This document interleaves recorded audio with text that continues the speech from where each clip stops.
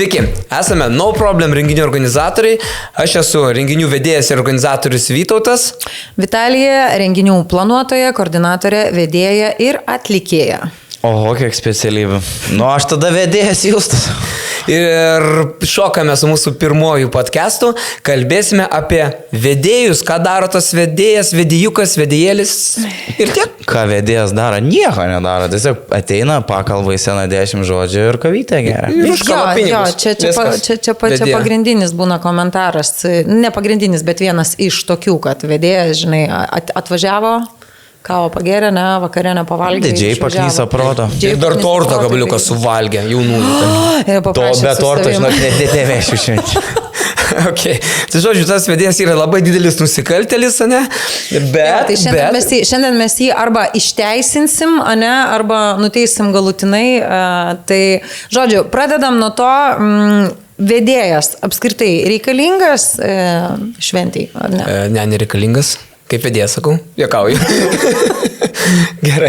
Nu, priklauso nuo kur ta šventė yra daroma. Jeigu, pavyzdžiui, ten klube ar kaviniai, tai 50-50. Čia jau kavinėje apsišaut galim labai, kavinėje daug švenčių vyksta, tarkim, nedariau reklamas kitiems, sakykime, taip dabar, ne, bet tas žmogus iš esmės vedėjas, kuris veda, reguliuoja visą vakarą, ne? Ir iki to vakaro dar reikia irgi sureguliuoti tam tikrus dalykus, apsitarti su užsakovais, su klientais, kaip jie įsivaizduoja tą vakarą, nusistato, ne ką nori ir duoda patarimus turbūt iki pačios šventės. Ar aš klystu, Hebrytė, kaip yra? Ar klystu? Klystu. Turbūt duoda patarimus. Turbūt teoriškai turėtų duoti patarimą kažkokį. Tai žiūrėkit, kadangi vedėjai tiek daug švenčių primato, daug viską matom ir ką geriau daryti. Kiek švenčių matėt per gyvenimą? Klausim, blaivus ar išgėręs? Nu, čia jau nuo tavęs priklauso, žinai. Tai va, vedėjas kaip dalyvauji? Gali vartoti alkoholį? Ne, negali, ne? Palauk, kiek tu švenčių matėjai iš vis per gyvenimą? Oi, tikrai daug iš tikrųjų, bent, nežinau, keli šimtus tikrai matęs esu. Tai gali jau dėduką lasdą jau tada užsidėti. Aš mačiau 400. Tai tu apie mane kalba, mane paklauskim Italijos, kiek jinai mačius tų švenčių. Čia, žinai, su amžium 1900. Ten dinozaurai šviečia. Jo, dinozaurai. Ok, tai kolektyvas, gerai. Davai apie vedėjus, pakalbam taip. Daug vedėjų, jo. Ir ką tie vedėjai? Mes geriausi vedėjai, žinai, taip galėčiau pasakyti. Gerėja, ne? Gerai, tu savo, žinau, tikrai esame matę labai daug komentarų apie vedėjus, ne? Kad žmonės ieško, būna ko jie ieško, aišku, labai įdomios užklausos, sakykim taip, ne? Bet būna, ieško vedėjo kainą. Arba tiesiog parašo kainą. Kokia kaina, kaip pavyzdys, ne? Aš galvoju, gal reikia pasikeisti ne vedėjas Justas, vedėjas Justas kaina. Kainas ir vedėjas Justas. Ja, ok. Tai gal iš tikrųjų praeikime, ką daro tas vedėjas, kokios jo funkcijos, kaip jisai ten dažniausiai įsivaizduojamas. Tai pati pradžia pačio vedėjo startas yra, kokios tokios rekomendacijos žmonėm, galbūt pradėti ne nuo kainų klausti, ne, o pabendrauti apskritai su vedėju, ne, ar jums tinka tas vedėjas, kokią emociją jisai spindė, ne, ar jisai supranta jūsų poreikį, kaip jūs norite šventę švęsti, ar kažkokį renginį, kad pravestų jums, ne. Šventės reikia švęsti. Aš noriu šventę. Tai va, dabar pabandom aptarti ir kaipgi tas turėtų būti startas, ne? Vitalija, kokie tavo pamastymai? Apie startą? Apie startą. Tai vedėjo kas? Vedėjas pradeda jau savo darbą, žinai, nuo pirmojo skambučio. Tai skambučių sulaukia tiek Justas sulaukia, tiek tu, tiek aš, žinai. Visokių būna. Kokia kaina? Kokia kaina jūs iš karto? Aha. Tai aš kaip vedėjas, ką dažniausiai darau, pradžiai bandau su klientu susiskambinti, išsiaiškinti poreikius ir tada pasakyti, kad... Tu ieškaisi klientų? Jo, aš jų ieškau, ne jie. Aš ieškau, pasiemi telefonų knygą. Šitas gerai. Jūs ieškote vedėjo. Gerai, skambinas, jūs sakykim, aš klientas jūs tai, ne, aš esu klientas, skambinu tau, tarkim dabar, ne, tu atsiliepė, taip. Sveiki, ieškau vedėjo paslaugų. Įstyliai yra gerai. Na, klausai. Nekvėpuokit, kalbėkit. Sveiki. Kokią datą? Nesakys, kada čia, rytoj. Gerai, tai tarkim, kokį, nežinau, Liepos 5. 2028 Tai gerai, esu laisvas, kokią kainą. Nėra kainos. Palauk, tu pats paklausi, kokią kainą? Kokią kainą jūs man mokėsite? Ne, tai kokia jum kaina?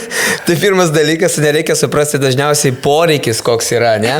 Tai dažniausiai daug kas kaina, ne? Tai mes neįsigilinę į tą situaciją, daug kas būna, ne? Nes kaina priklauso nuo vietos, ne? Reiškia, techninė įranga kokia reikalinga, ne? Bet vėlgi, žinai, nuo vietos, aš tave pertrauksiu šitoje vietoje, žinai, kartais klientui atrodo, kad pasakydamas savo vietą, šventės vietą, ar ne, pasakydamas žmonių kiekį, pasakydamas, nu, ten dar kokią informaciją atskleisdamas, tarkim, apie papildomas kažkokias paslaugas, kurias... Arba papildomas, kad dar vestuvės.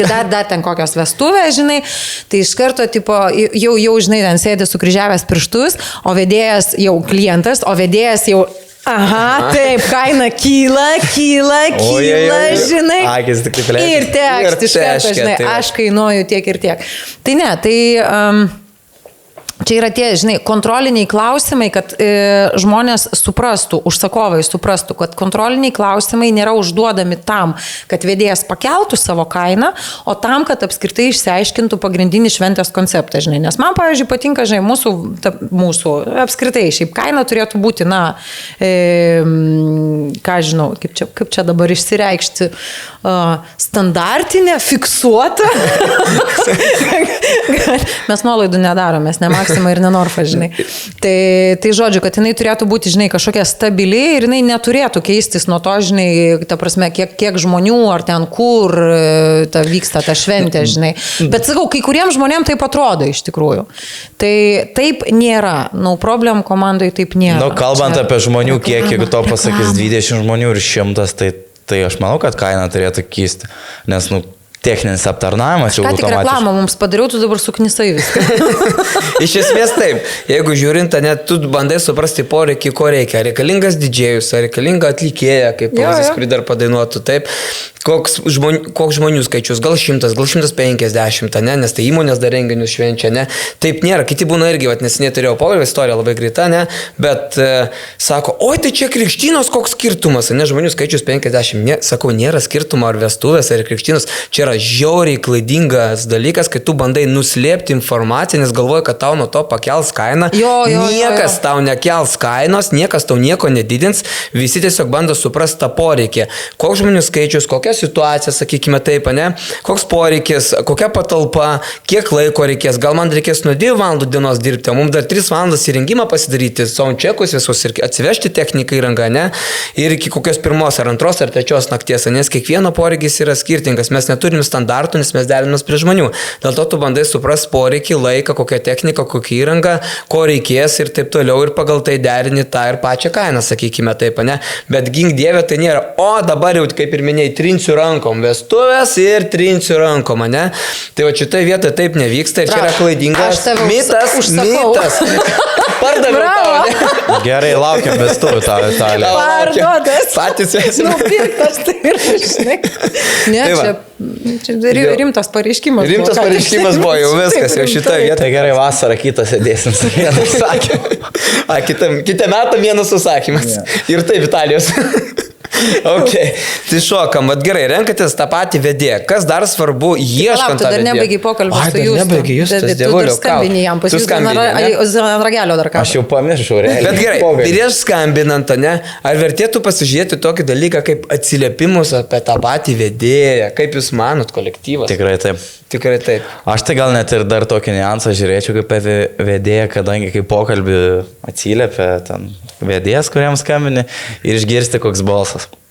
Nu, realiai vis tiek, jeigu balsas tau žmogaus iškart nepatinka, tai jau realiai jau iškart eina į šoną vedėjas, nes jeigu tu tą balsą girdėsi visą renginio metu ir jis tau erzins, tai irgi tokį niuansą sakyčiau gana. Čia geras pastebėjimas. Ir gal dar irgi toks pastebėjimas būna. Nes jeigu būtų toks balsas, nu būna visokių, būna vieni žemesnis, pas mane gal vidutinis, nu gal mano. Pas tave jau gražus balsas, jau pats gražiausias. Ne, pas tavį taip pat gražiausias. Ne pas tave. Kadangi pas tave nedasiekė viršaus balsas, tai vat vidutiniškai. Vidutiniškai, bet ačiū Dievui mikrofonas yra. Ačiū Dievui mikrofonas. Tai vat sužinosit, kurio balsas gražiai. Ok, tai kas liečia, pirmas dalykas taip, tai reikia pasižiūrėti tuos atkreipdėmėsi atsiliepimus, pasibendrauti tuo pačiu, ne, pažiūrėti, nes būna kiti, aš jau taip pat atkreipiu dėmesį, klausia, kokia jūsų programa kaip vedėjo. Ką reiškia čia programa, ne? Išduokit visą Ateiti, pasakyti, sėdam, atsistojam, einam, nu ir dabar pašokam. Bet čia nėra apie programą, nes kiekvienas klientas yra skirtingas, tų veiklų žaidimų yra daug ką daryti, ne? Poreikiai yra skirtingi, taip, jeigu taip žiūrinti bendrai, ne? Nes yra vienur jaunimas labiau dominuoja, kitur vyresnio amžiaus dominuoja, kitur yra miksas dominuoja, sakykime taip, ne?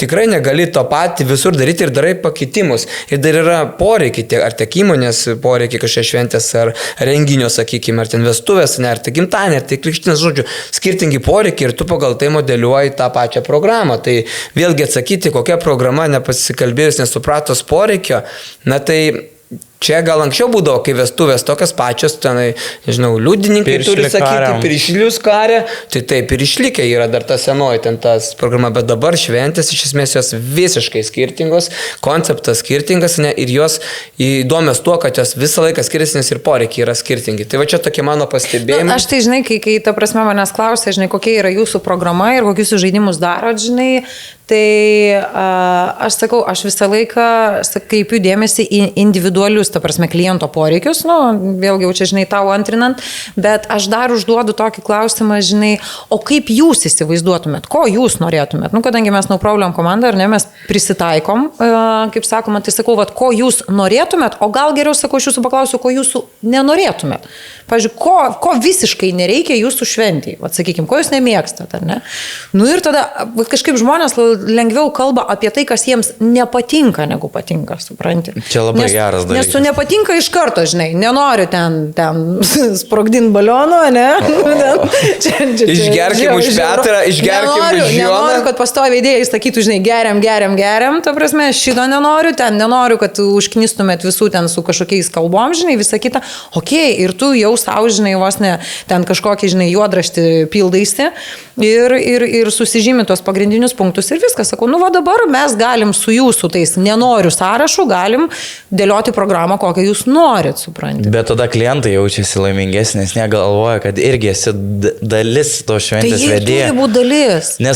Nes šiaip, kadangi klientai būna daug kur dalyvauja visokiose vestuvėse, nu tarkim, vienas žaidimas gali paskirti, aš vis tą paklausį, ką jūs esat matę, galim pakeisti, nes kokią programą. Girdėjau, nebuvo taip, kad ką jūs esat matę. Mes esame matę šitą ir tu toksai, okei, pyp. Okei, tada aš tiesiog ateisiu pastovėti. Nes žmogus tau sako, kad aš šitam pagalvosim, susieksim, o tu sakai, aš pagalvosiu, susisieksiu. Aš pagalvosiu, žinokit, skambina, kitai klientai užimtas. Ne, aš vis tik pasirodo, peržiūrėjau, ką tik aš esu užimtas. Ne, nedarom taip. Na, kad nepapulti tokias. Pats atsisakiau šventę. Dar kalbant apie programą, kalbėjau su jaunais, sako, man zin kokia programa, man svarbiausia, kad laiko valdymas. Kad žmonės galėtų ir įsijungti tą pačią programą, kad ir būtų pakankamai pertraukų, nu, kad viskas eitų paeiliui, ne taip, kad vieno per daug, kito per mažai, tai va. Nu tai tu jiems savo laiką, žinai, ir padėlioji, to prasme, tai vis tiek, bet kokiu atveju tu kuri tą planą kartu su šventės tais organizatoriais, kaip šios pavadinti, ar ne? Nes mes iniciatoriais, jo, ta prasme, mes įmam visų, žinai, tai tu tą planą su jais ir dėlioja, žinai. Šiaip tai labai fainai iš tikrųjų klientui išsiųsti tokį preliminarią šventinę eigą. Neišrašant, kas joje bus, nes, pavyzdžiui, man tai patinka, žinai, palikti kažkokį tą intrigą arba, žinai, surprise momentą, ta prasme, kad jisai būtų, tarkim, tos pačius žaidimus, žinai, neišrašant. Kad, nu, nebent tu jau ten sutariai, žinai, su jais, kad bus taip, turiu, va, irgi čia vienus užsakovus, žinai, kur man išsiuntė žaidimus, kurių jie nori. Ta prasme, va, ten, žinai, prisižiūrėjo ten tų Instagramų, ten dar kažką, žinai, ir man iš karto viską, žinai, supranti, į WhatsApp'ą susiuntė ir, tipo, padarykit mums šitą, žinai. Ten tokių, lemba, gerų dalykų yra, žinai. Išgert. Tai, žodžiu, ir viską, jo, dabar geriam.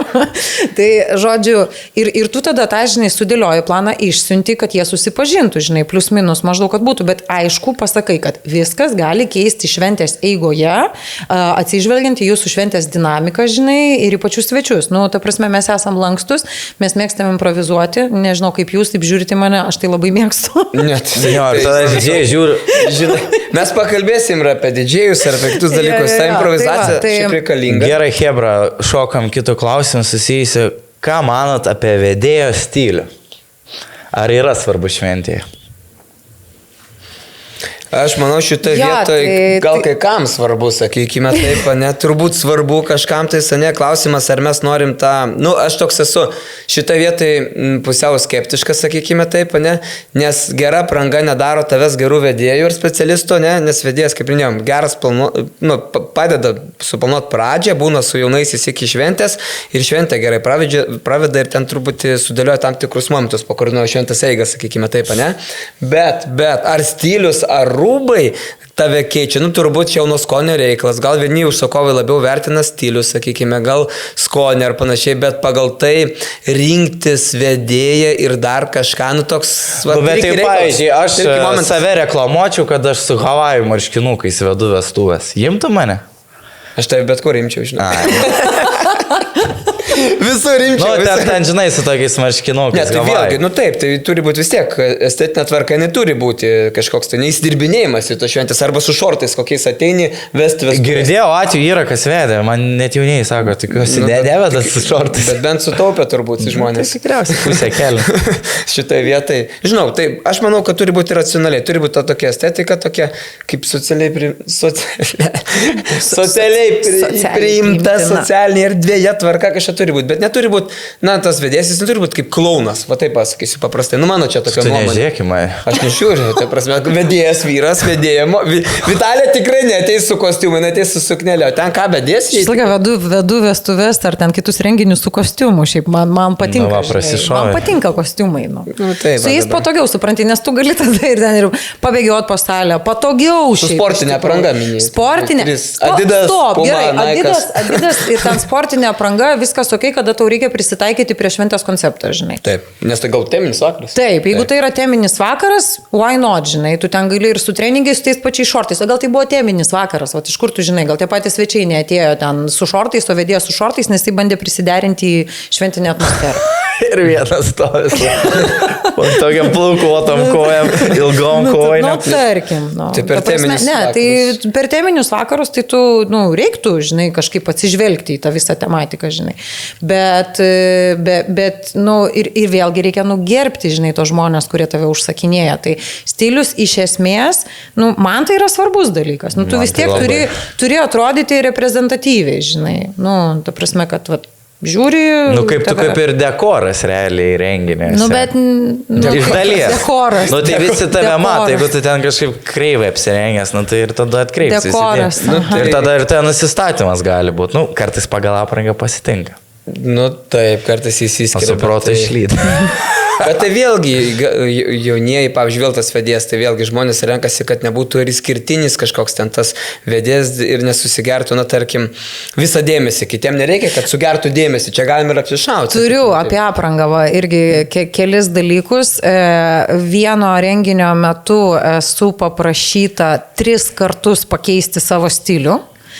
Ta prasme, užsakovai paprašė, kad aš 3 kartus persirinkčiau. Ta prasme, būčiau vis su kažkokiu kitokiu ten, ta prasme, sceniniu įvaizdžiu, žinai. Tai čia vienas buvo. Ir kitas buvo irgi klientė, žodžiu, peržiūrėjusi mano profilį, žinai, nes, ta prasme, vis tiek susikeli ten fotkę, žinai, kaip tu ten kažkur atrodai. Tai jinai man parašė, su kokiais drabužiais aš neturėčiau vesti jos renginio ar atlikti ten, ta prasme, kadangi dar atlikėja, žinai, plus minus, dar atlikti keletą dainų, nes jinai bus šiek tiek kukliau apsirengus ir jinai nenorėtų, kad aš įsišokčiau, supranti. Ta prasme, net tokių būna, žinai, situacijų. Visokių situacijų, bet jeigu taip einant į mūsų šios dienos temos pabaigą. Tai kas tas vedėjas? Manau, vedėjas tai yra žmogus, kurio pareiga yra suprasti jūsų šventės poreikį, į jį įsigilinti, pravesti smagiai šventę, emocingai, energingai, nepriklausomai kokia tai būtų šventė ar renginys ir padaryti tikrai, smagias tas akimirkas ir dažniausiai esminis dalykas tas, kad žinot, po vedėjo darbo dažniausiai būna, daryta lyg nedadaryta. Tai iš esmės vedėjo darbas turi būti viskas padaryta, maksu visais lūkesčiais, visi patenkinti, visi laimingi ir viskas įgyvendinta. Tai sukuria emociją, sukuria tą visą vaibą vedėjas. Mano pozicija yra tokia, kas liečia patį vedimą. Bravo. Bravo. Tu parduotas antrą kartą. Gerai.